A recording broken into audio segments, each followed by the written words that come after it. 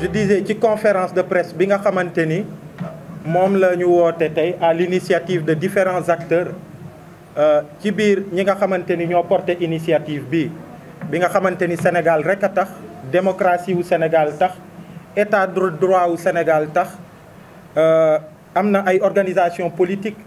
am na yenn parti yi nga xamante ni l'opposition parlementaire am na des partis d'opposition am ay mouvements citoyens am des organisations de la société civile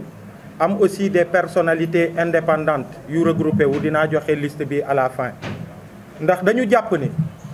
ci contexte bii ñu nekk yi nga xamante ni contexte historique bu xaw a particulier ci Sénégal ñu nekk ci mbas mi nekk ci situation bu compliquée bi nga xamante ni réew mi mu ngi koy jànkonteel en même temps que le monde entier contexte boobu la président Macky Sall bi nga xamante ni ñëpp gis nañu ni régime bi mu mettre en place ak dictature rampante bi nga xamante ni mu ngi doon dem nit ñi di ko seetaan di ko xeex waaye mu ciy continuer di ci continuer ba ñu toll fi nga xamante ni tey daal daanaka Sénégal dafa mel ni président Macky Sall moom moo war a tànnal boppam kaddu yi nga xamante ni ñoo war a jib que ce soit du côté de l'opposition politique wala mouvement citoyen wala bépp sénégalais bi nga xamante ni da ngay jibal beneen kaddu bu bokkut ak moom kaddu bi muy jibal mu jàpp ni moom moo war a tànn ñi nga xamante ni ñoo ko war a def. mu jàpp ni aussi gis nañ ci élection yi dem nañu ba mu mel ni moom moo war a tànn sax ñi nga xamante ni ñoom ñooy woote am déet ndax gis nañu sénégalais yu bëri ci ay élection ñu privé leen du droit de vote. waaye it gis nañu aussi le président Macky Sall mu doon ki nga xamante ni dafa jàpp ni moom moo war a sax tànn ki nga xamante ni moom moo war a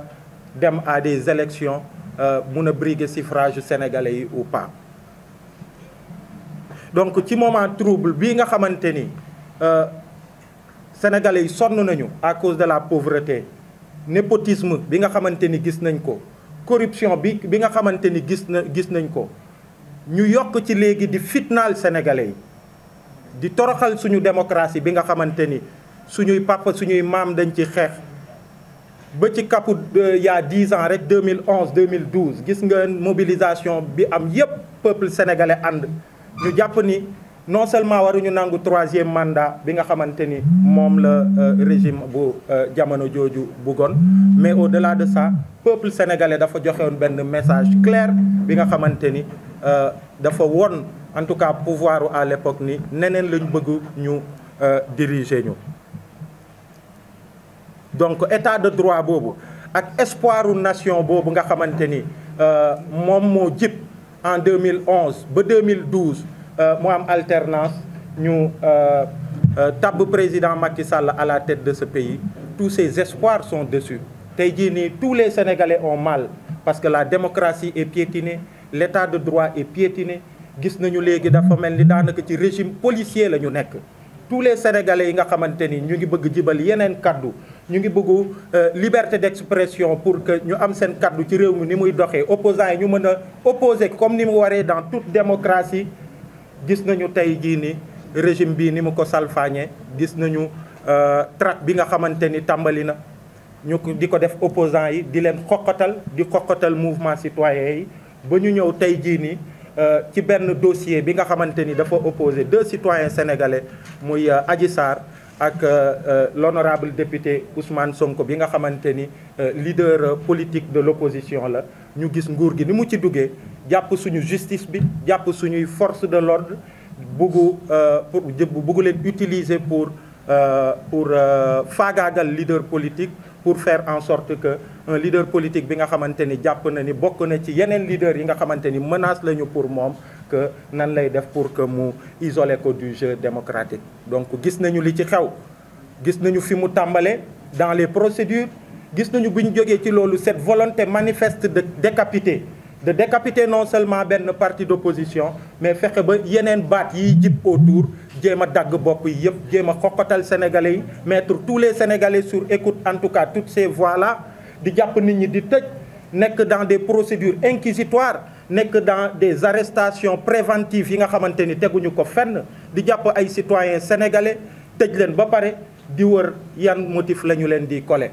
gis nañ fi ñëpp ñu fi jàpp à Dakar en Casamance soxna yi ñu jàpp dans les conditions yi ñu leen gis jeunes yi ñu jàpp ñenn ñi di leen torturer ba ci information bi mujj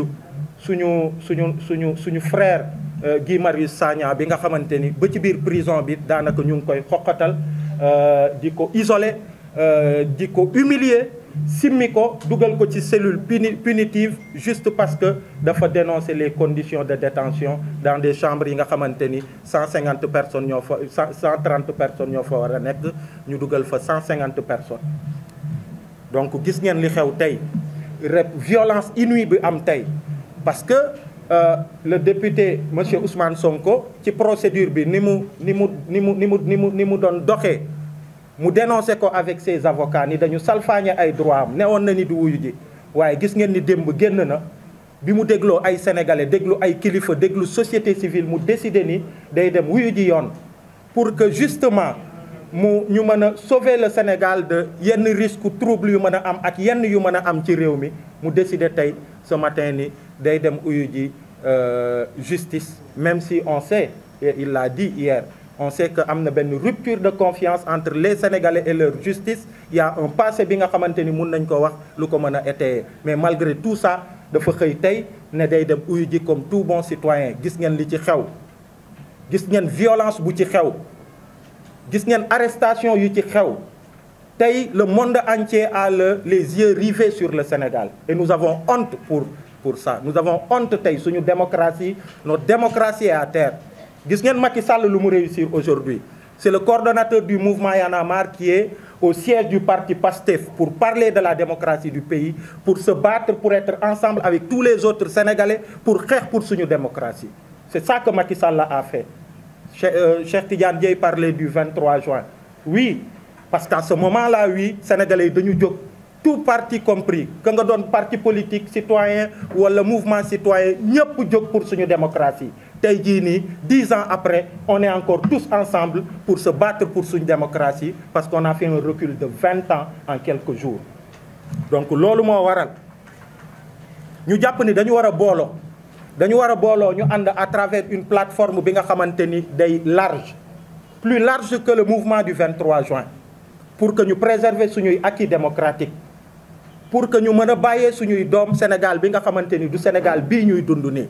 loolu moo waral ñuy woote di woo sénégalais yépp di leen naan mbir yi tàmbali na tey ce n'est que le début de la résistance face à cette oppression là tàmbali na tey waaye dina continuer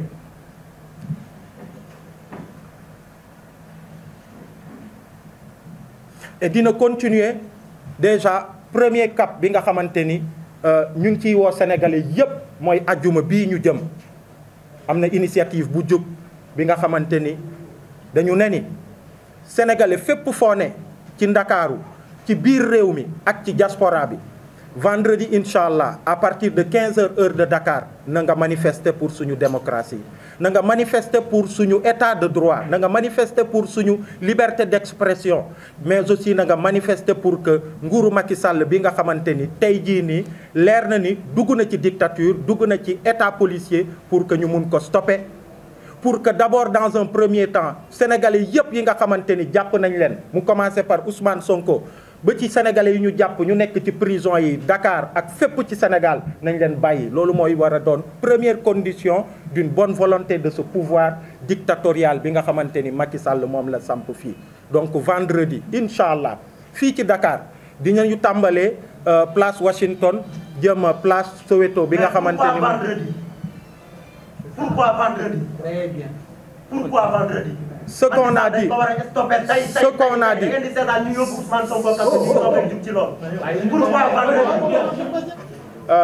je comprends et nous comprenons très bien état d'esprit bi nga xamante ni moom la fallu mi am tey ñu ngi koy comprendre parce que tey Sénégal ñëpp am naqar xol yëpp a ngi baax tey xol yi yëpp a ngi baax tey nous comprenons Fallou ñu ngi koy comprendre parce qu'en même temps que lui tey sénégalais yu bëri seen xol neexut ñu ngi ko bëgg fajal seen bopp léegi moo tax ma ni yëf yi tàmbali na tey dina woy vendredi étape la et étape la ci une longue lutte pour que suñu acquis démocratique yi ñu sauver ko loolu laa amoon li may wax au nom de tout le groupe may rappeler que